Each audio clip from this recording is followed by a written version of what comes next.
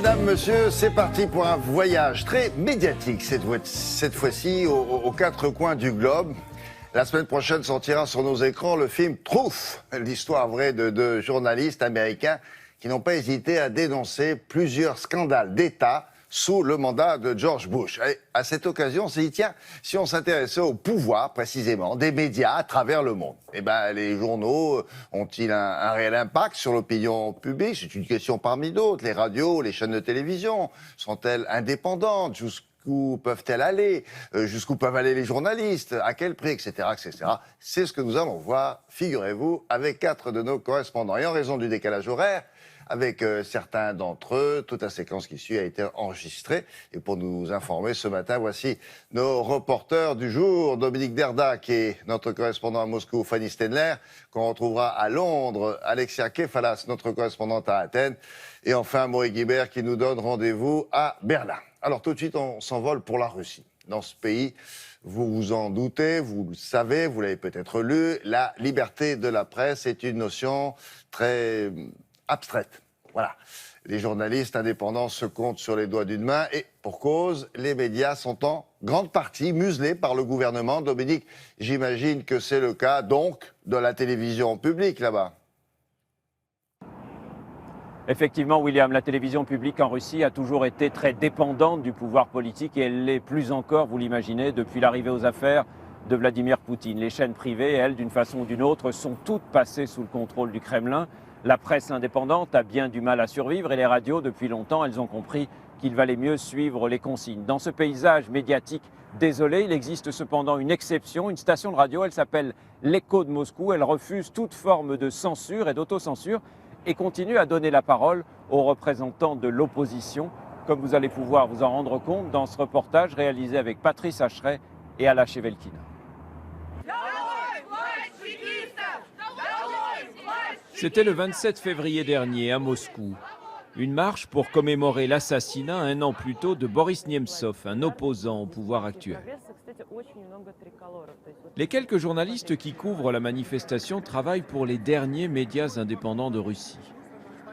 Les seuls qui donnent encore la parole aux adversaires de Vladimir Poutine. Daria Pichikova est reporter à la radio L'Écho de Moscou. Il y a en Russie de nombreux journalistes qui ne peuvent pas couvrir un événement comme celui-ci, même s'il se déroule au vu et au su de tous. Ils doivent faire comme s'il n'existait pas, parce que leur direction leur interdit d'en parler. Pour moi, ça, c'est trahir son métier. Être obligé de se taire et ne pas donner une image fidèle de la réalité. Quand ils ont créé l'Écho de Moscou, il y a 25 ans, ses fondateurs se sont inspirés des radios libres qui ont fleuri en France au début des années 80. Et ils se sont fixé une règle. Jamais ils ne demanderont à qui que ce soit la permission de s'exprimer. Sergei Buntman est là depuis la première heure. Il a connu l'euphorie des années Yeltsin et puis la chape de plomb qui s'est abattue sur les médias depuis l'arrivée de Vladimir Poutine. Il faut utiliser toute la chaîne, tous les maillons de la chaîne, parce que la liberté, ça dépend que de la longueur de la chaîne. Et il faut utiliser toute la longueur de la chaîne. Cette chaîne, le Kremlin a souvent été tenté de la raccourcir. Mais la rédaction a toujours su défendre son indépendance. À chacune de ses conférences de presse, Vladimir Poutine sait que le rédacteur en chef de l'Écho de Moscou ne manquera pas de lui poser les questions qui fâchent. Il est l'un des rares qui osent encore. Le président russe aurait pu fermer la station, il ne l'a pas fait. Pas encore. Mais les menaces sont de plus en plus fréquentes et de plus en plus directes. Ramzan Kadyrov, par exemple, le chef de la petite république de Tchétchénie. Pour lui, Alexei Venediktov est un ennemi du peuple, comme on disait alors, à l'époque de Staline. En Russie, ces dernières années, plus d'une quarantaine de journalistes ont été assassinés et les enquêtes n'ont presque jamais abouti. Alexei Venediktov vit aujourd'hui sous protection policière. J'ai les gardes-corps depuis 2 ans déjà et maintenant mon fils qui a 15 ans maintenant sort avec le garde-corps parce que les menaces du président tchétchène, je les prends très au sérieux. Je ne ris pas, il y a les gens qui rient, tu sais, ils disent n'importe quoi, mais je les prends très au sérieux. L'Écho de Moscou est un symbole, celui de la résistance, un îlot de liberté et de professionnalisme dans un océan de propagande. Chaque jour, ils sont plus de 3 millions d'auditeurs à travers tout le pays à suivre ces programmes. Alors Dominique, on l'a vu dans le reportage, cette radio subit beaucoup de pression, c'est le moins qu'on puisse dire. Comment les journalistes de l'Écho de Moscou parviennent-ils à exister, à garder leur indépendance? Ce qui est intéressant, William, c'est que l'Écho de Moscou appartient à un groupe de médias qui est très proche du Kremlin. Mais les statuts de la radio interdisent aux actionnaires de se mêler du contenu des informations qui sont diffusées à l'antenne. Et c'est la rédaction qui élit son propre rédacteur en chef. Les actionnaires n'ont absolument pas leur mot à dire. Maintenant, on se doute bien que Vladimir Poutine, s'il le souhaitait, pourrait du jour au lendemain fermer la station. S'il ne le fait pas, c'est peut-être parce qu'il veut donner l'image d'un président qui est tolérant, qui est prêt à accepter une certaine forme de liberté de la presse. C'est peut-être aussi parce qu'il entend à l'antenne de l'Écho de Moscou des choses qu'il n'entend pas ailleurs. Pour autant, les menaces continuent. Je suppose que ça fait partie du quotidien des journalistes indépendants en Russie. Des menaces, oui, Alexei Vénédiktov en reçoit régulièrement. Il n'est pas le seul, il l'a dit dans ce reportage, et tous les prennent très au sérieux. Les assassinats de journalistes en Russie sont monnaie courante, et si l'on arrête parfois des exécutants, il est bien rare que les commanditaires, eux, soient inquiétés. C'est dire à quel point dans ce pays, pour le pouvoir et pour la justice, la vie des journalistes ne compte guère, surtout s'ils s'écartent de la vérité officielle. Merci beaucoup, Dominique, et à très bientôt. Vous l'avez entendu d'ailleurs, je ne sais pas si c'est le fait du hasard, mais quand on parle d'insoumission à l'autorité, il se trouve que ces gens parlent très bien le français. Il n'y a peut-être pas de lien, peut-être aussi.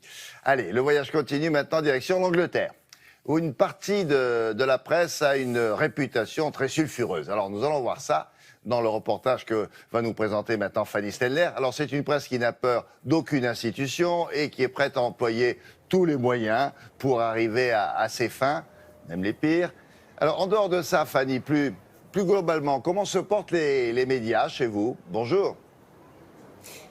Bonjour William, eh bien ici la presse va plutôt bien, même si elle rencontre des difficultés. Par exemple, le journal The Guardian, qui est l'équivalent du journal Le Monde, a supprimé récemment 250 postes. The Independent, qui était un journal de centre-gauche, connu pour ses unes engagées, la qualité de ses photos, eh bien lui a fermé son édition papier, pas plus tard que vendredi soir. Il n'est désormais disponible seulement que sur Internet, et c'est la même chose en télévision.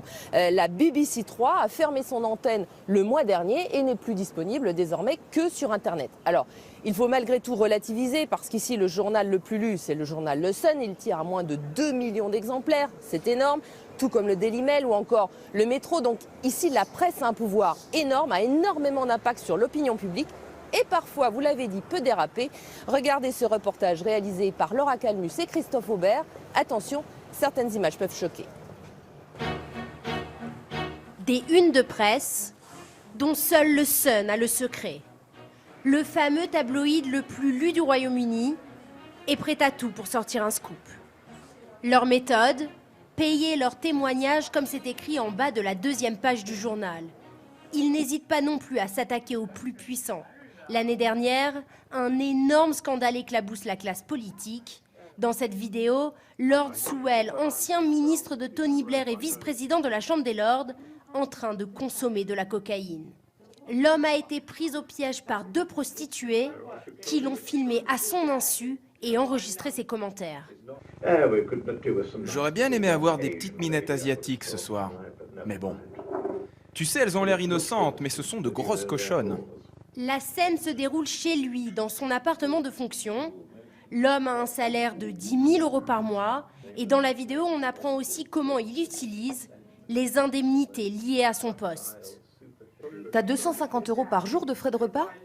C'est pas pour payer les repas, poupée. C'est pour payer ça. C'est ce journaliste qui est à l'origine du scoop.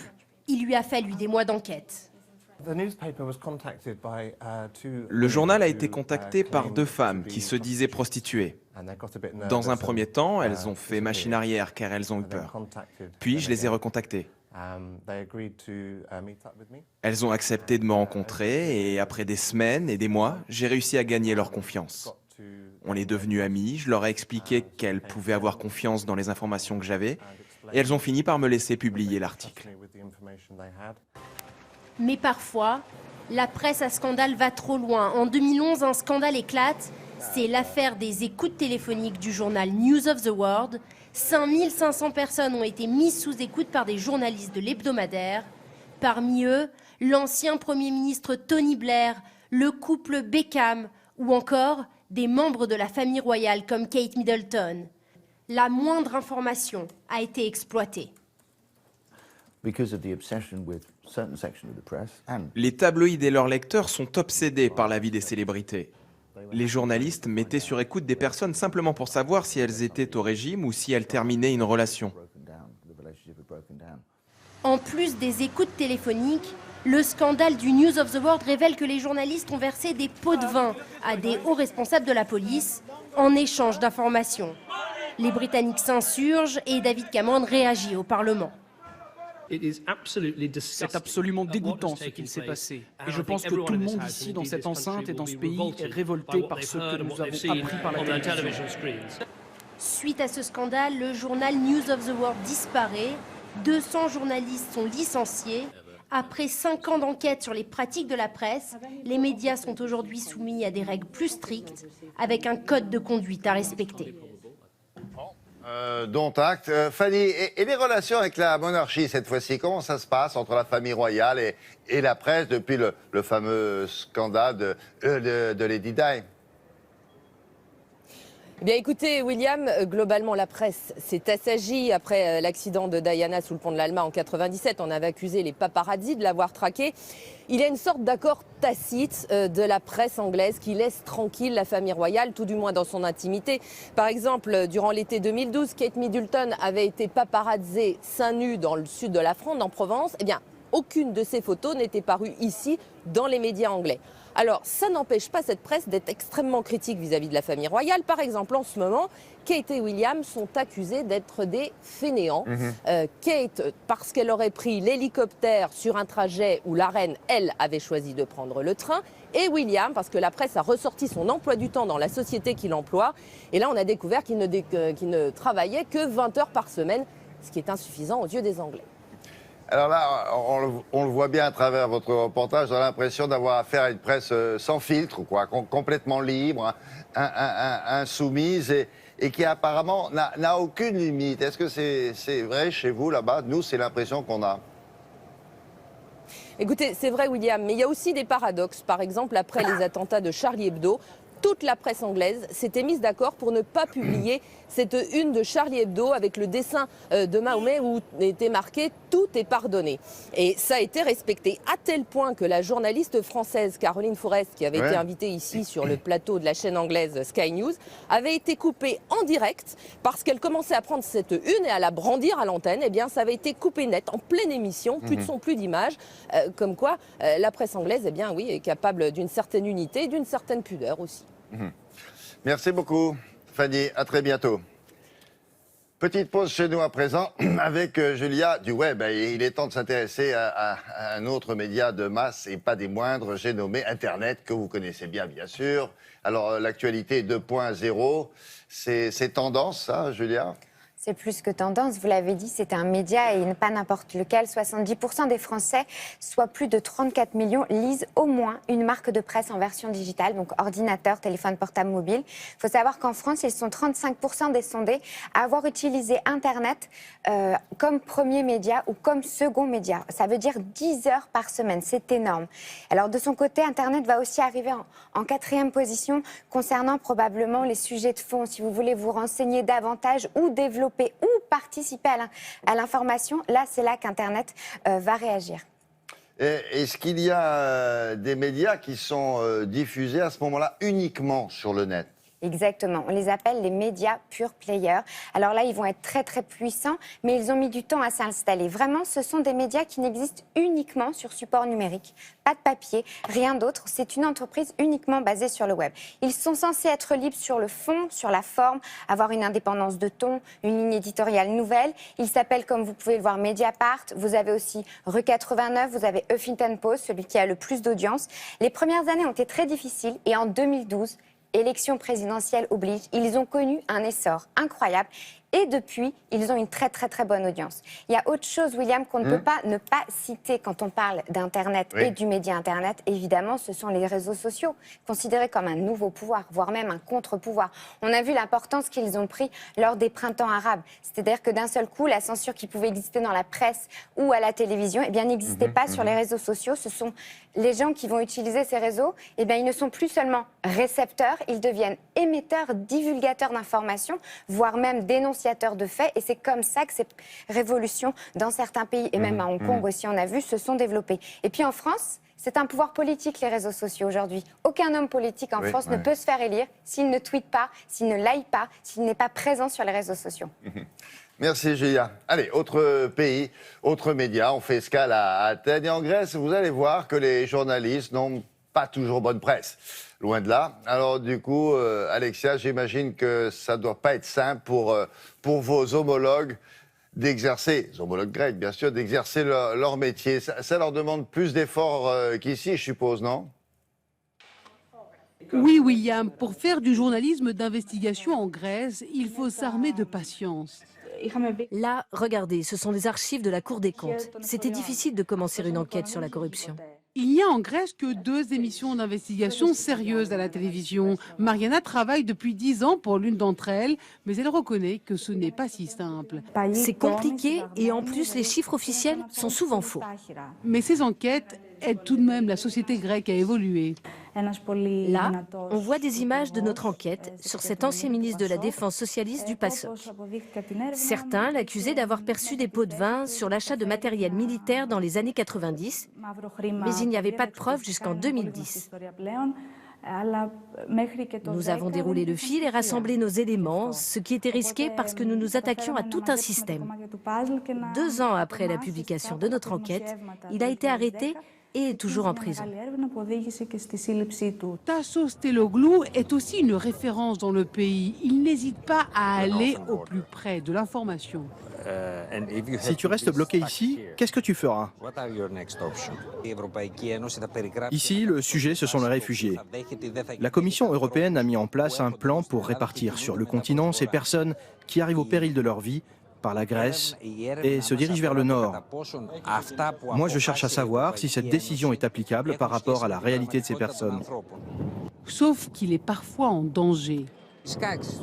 Quand on s'attaque à des intérêts comme il y en a ici, on reçoit des menaces. Et la plupart du temps, le sommet du cynisme est qu'on te le dit clairement. Ne le prends pas personnellement, c'est le jeu. En effet, certains, et ils ne sont pas rares, se servent de la couverture journalistique pour faire du chantage, sans tabou, comme le montre cet extrait de journal télévisé. Il relate une discussion entre un journaliste et un politicien. On peut te protéger des publications diffamatoires, mais il faut que la Compagnie nationale des eaux fasse de la pub sur nos sites. Et ce genre de scandale n'aide forcément pas la profession. Il faut savoir, William, qu'en Grèce, les journalistes sont les plus détestés dans l'opinion publique après les politiques.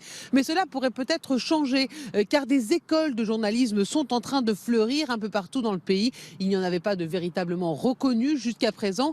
Et donc, à terme, la profession pourrait retrouver toute sa crédibilité.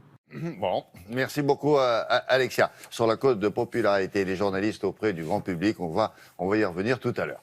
Alors, retour en France à présent avec Anissa Arfaoui. On va s'intéresser à l'évolution du pouvoir des médias chez nous. Et pour ça, Anissa, il faut remonter assez loin, non? Ah bah oui, il faut remonter à très très loin. Il faut remonter à 1880 à peu près. Disons que pendant longtemps, et précisons que nous entendons par le mot média, télévision, radio et presse écrite, les médias étaient considérés comme étant le 4e pouvoir. Alors pourquoi ce nom? Parce qu'en fait les médias, la presse en l'occurrence, représentaient le contre-pouvoir aux 3 pouvoirs existants. Autrement dit, exécutif, législatif et judiciaire. Et ce terme, en fait, a été utilisé pour la première fois en 1787. Et on le doit à un Irlandais, monsieur Edmund Burke, pardon. C'était un homme politique et un philosophe irlandais. Voilà, il a été le premier à l'utiliser. Et chez nous, la question s'est sérieusement posée un petit peu plus tard, en 1881. Pourquoi? C'était au moment de la mise en place de la loi sur la liberté de la presse. Et force est de constater qu'à cette époque-là, les médias, la presse, a effectivement influencé la construction de la société politique française par le biais des informations qu'elle donnait et les résultats, l'impact sur l'opinion publique. À cette époque-là, est-ce que la presse était bien perçue? Alors, la presse était bien perçue, mais disons que le concept de pouvoir de la presse, pouvoir des médias, lui, a toujours eu une connotation un petit peu péjorative dès le début. Disons que si, à cette époque-là, la presse remplissait, et les journalistes, leur rôle et leur mission vis-à-vis des gens en étant un véritable contre-pouvoir, très rapidement, des voix se sont élevées et une peur est née, celle de voir l'opinion publique manipulée. Et cela, donc, dès la fin du 19e siècle. Et depuis, le sujet, en fait, n'a jamais cessé d'être discuté et a même pris de l'ampleur avec la multiplication des supports. Pour une raison très simple, plus de médias égale plus d'informations, c'est-à-dire un pouvoir de frappe renforcé. Pouvoir de frappe. Mais concrètement, nous, on peut se poser la question, les médias ont-ils le moyen de manipuler, vous mettez des guillemets ou pas, l'opinion publique ? C'est une peur fantasmagorique. Aujourd'hui, c'est une peur fantasmagorique. Il n'est pas juste de penser que les médias ont cette capacité de manipuler le cerveau des gens. Ça, c'est pas vrai. Disons que les journalistes mettent au service des gens une information. Et comme en France, il faut le dire, nous avons énormément de médias, beaucoup de supports, tous supports confondus, télé, radio, internet, presse écrite, et avec tout autant d'éditorialistes, d'analystes, d'experts. Donc, chacun va traiter l'information avec une sensibilité différente. Du coup, le téléspectateur ou le lecteur ou l'auditeur va aller chercher l'information qu'il souhaite, il va l'évaluer, il va la comparer et surtout, il va en garder ce qu'il veut. Donc, non. Maintenant, le seul vrai pouvoir des médias serait de mettre la lumière sur une information plus qu'une autre. Alors là, on va y revenir, puisqu'on l'a évoqué il y a un instant avec Alexia Kefalas. Les Français ont-ils confiance en leur... Pas du tout. Mais alors... Je dis ça, mais j'ai la réponse. Voilà, mais alors... Leurs médias, leurs journalistes, etc. Ah ben non, alors, mais pas du tout. C'est un grand paradoxe chez nous, parce que les Français sont de gros consommateurs de médias, et essentiellement de télévision. Et pourtant, la confiance est au degré 0. Selon les derniers chiffres de l'Institut de sondage TNS-Sofres, ils sont très récents, ils datent de février 2016, seulement 27% des Français jugent leurs journalistes indépendants du pouvoir. Seulement 28% des Français jugent les journalistes indépendants de l'argent. En bref, un Français sur 4 fait confiance aux journalistes. Alors, on sait pourquoi il y a ce manque de confiance. C'est dû à quoi ? Alors, il y a une défiance, effectivement, et elle ne date pas d'hier. Alors, ne parlons pas forcément d'héritage historique, mais rappelons tout simplement qu'en France, entre 1938 et 1974, nous avons eu un ministère de la propagande, puis un ministère de l'information, dont les missions étaient de scruter les ondes et de vérifier leur contenu. Forcément, ça laisse des traces. Maintenant, un petit peu plus récemment, alors un autre sondage, et Ipsos cette fois, et qui date de 2014, lui met en avant 2 autres aspects, qui ne sont pas si loin. D'abord, les sondés estiment que les journalistes sont déconnectés de la réalité. Et ensuite, ils estiment que les journalistes, en fait, leur indépendance est très largement, on va dire, mise en doute. Voilà. La réalité aussi, c'est que nous vivons un contexte économique dans l'audiovisuel un petit peu bouleversé. Nous avons vécu un bouleversement dans le sens où on va dire qu'il y a une course aux recettes publicitaires qui va déterminer les contenus des programmes, et nous avons une poignée de grands groupes financiers qui ont acheté énormément de médias. Et les conséquences de ces rachats se sont très rapidement fait sentir dans l'opinion publique selon ces sondages. Encore une fois, au point même que l'Assemblée nationale a voté une proposition de loi il n'y a pas très longtemps, c'était le 8 mars dernier, censée renforcer la liberté, l'indépendance et le pluralisme des médias.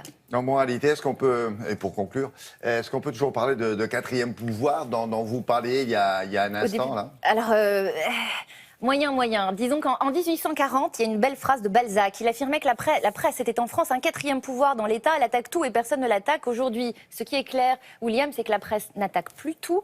Et beaucoup n'hésitent plus du tout à l'attaquer. Cela nous amène à penser que finalement, le pouvoir, le contre-pouvoir est peut-être à changer de camp et il est peut-être passé entre les mains de ce que l'on va nommer le 5e pouvoir. C'est une expression inventée par monsieur Ignacio Ramonet. C'est un écrivain et l'ancien directeur du Monde diplomatique. Et il utilise ce terme pour définir Internet, les réseaux sociaux, l'opinion publique et le système économique. Le véritable pouvoir aujourd'hui, il est peut-être plus là. Probablement là, on en a parlé tout à l'heure. Merci beaucoup, Anissa. Alors, suite et fin du voyage. Direction l'Allemagne maintenant. Et là-bas, il y a un journal en particulier qui défraye la chronique. Il s'appelle La Bild. On dit La Bild. C'est le plus gros tirage d'Europe. Et il paraît que le chiffre donne le tournis. Amaury, bonjour. Bonjour William, bonjour à tous. Effectivement, tous les jours, ce journal est vendu à plus de 2 500 000 exemplaires. C'est considérable. C'est le plus gros tirage de la presse allemande. C'est aussi le plus gros tirage de la presse européenne. La Bild Zeitung. Et on dit la Bild, William, car en allemand, le mot journal est un mot féminin. C'est un monument ici en Allemagne. D'abord parce que c'est l'un des rares quotidiens nationaux. La presse allemande est très riche, mais il s'agit d'abord de journaux régionaux comme la FAZ à Francfort ou la Süddeutsche à Munich. La Bild, elle rayonne aux quatre coins du pays et les hommes politiques allemands savent que quand ils s'expriment dans la Bild, eh bien ils parlent à tout le pays, mais que si la Bild parle d'eux de manière négative, ça peut avoir des conséquences assez fâcheuses pour eux. Voilà pourquoi la Bild est crainte, respectée, objet aussi de beaucoup de fantasmes. Bref, elle ne laisse personne indifférent, comme vous allez le voir dans ce reportage que nous avons réalisé avec Brice Boussoir, Michaela Wert et Julien Méchaussy. C'est l'heure de pointe à la gare de Friedrichstrasse au centre de Berlin. Les voyageurs pressés passent rapidement au kiosque acheter leur journal. Et dans l'offre pléthorique figure en bonne place la Bild, le plus lu des quotidiens allemands. Je l'achète tous les jours et en plus, c'est pas cher. Je l'achète parce qu'il y a beaucoup de sport et aussi des pages d'actualité régionale. C'est un journal qui ne prend pas de pincettes. Ils vont droit au but. Pour 80 centimes, vous trouverez dans la Bild toute l'actualité du jour. Beaucoup de photos, des stars, des femmes dénudées, du sport. Un mélange des genres qui fait le succès du quotidien. C'est ici, dans l'immeuble du groupe de presse Axel Springer, que se décide chaque jour le contenu. Première réunion de rédaction à 10 h, on ne pourra pas y assister. Puis à 11 h, conférence critique sur le journal paru le matin même. C'était vraiment une édition fantastique. Tous les bureaux régionaux sont connectés et peuvent intervenir, mais le temps est compté. 7 minutes, pas plus. Merci beaucoup, bonne journée et bon travail. La responsable de la photo est déjà au travail.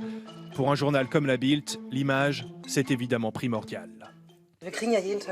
Nous recevons tous les jours 40 000 photos. Et avant midi, on doit toutes les regarder. Ce qu'on a là, c'est déjà une présélection établie par les collègues. Ici, ce sont des photos prises par un téléphone portable. Mais ça peut être de bonnes photos pour raconter l'histoire. Une bonne histoire, une bonne photo, les deux piliers de la Bild depuis le premier tirage en 1952. Dans les années 60, le journal atteint plusieurs millions d'exemplaires. Il est au fait de sa puissance. Il devient une cible des manifestants de 68 qui le voient comme un moyen pour les milieux conservateurs de manipuler l'opinion. Aujourd'hui encore, ce reproche est fait à la Bild. Mais pour Nikolaus Blome, l'un des rédacteurs en chef, on prête au journal un pouvoir qu'il n'a pas. Je ne porte pas l'idée qu'on peut faire l'opinion dans un peuple de 80 millions de gens. On peut changer un peu le cap d'une discussion, peut-être, de la part de la Bild, mais on ne peut pas fabriquer une opinion qui n'était pas au sein de la société elle-même. Il n'empêche, Angela Merkel a pu compter sur le soutien de la Bild quand le journal a pris position pour l'accueil des réfugiés en septembre dernier. Et pour ce spécialiste des médias, cela a été déterminant. Cette campagne assez surprenante pour les réfugiés a changé pas mal de choses. Ça a permis de ne pas jeter de l'huile sur le feu.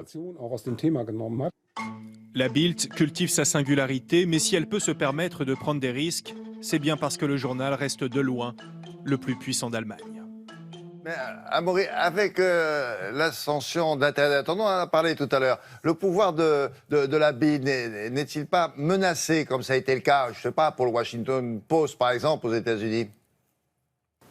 Ouais, c'est une question qui se pose maintenant depuis une bonne dizaine d'années, car avec la concurrence d'Internet, la Bild version papier a énormément souffert. En 1998, son tirage par jour atteignait 4 700 000 exemplaires. 10 ans plus tard, c'était tombé à 3 millions, et aujourd'hui, c'est environ 2 500 000.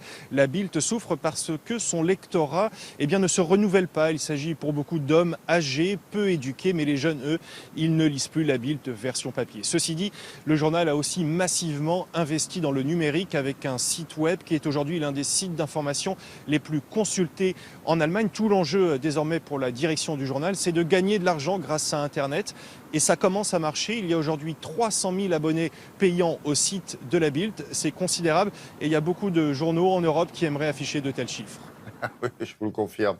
Amaury, un mot à présent sur la télévision. Les médias audiovisuels en Allemagne sont-ils aussi puissants que la presse écrite ?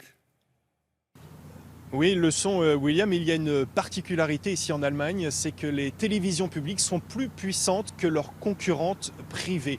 Les deux grandes chaînes publiques, l'ARD et la ZDF, réalisent de meilleures audiences, sont loin devant en termes d'audience, devant la première chaîne privée qui est RTL. Un succès qui s'explique aussi par les moyens financiers très importants dont dispose l'audiovisuel public. La redevance ici s'élève à 210 € par an et tout le monde doit la payer, les particuliers comme les entreprises, ceux qui ont une télévision comme ceux qui n'en ont pas. Ah oui, oui, ça change tout. Merci beaucoup, Amaury. À très bientôt. Madame, Monsieur, fin de l'édition. Merci à nos 4 correspondants de nous avoir éclairés sur le pouvoir des médias ailleurs dans le monde. La semaine prochaine, autre thème, à l'occasion du Salon des seniors. Et on parlera des grands-parents, puisqu'ils sont à l'honneur. Quelle place occupent-ils précisément ces seniors au sein de la famille? Est-ce que leur rôle a évolué au cours de ces dernières années? Et si oui, de quelle façon? Bref, qui sont ces papis, mamies, nouvelle génération? Et pour le savoir, nous irons en Italie, au Canada, en Inde, puis en Grèce. Si vous avez des idées déjà préconçues, vous jetez tout ça et vous allez être surpris comme à chaque fois. À samedi prochain pour un voyage plein de tendresse, bien sûr.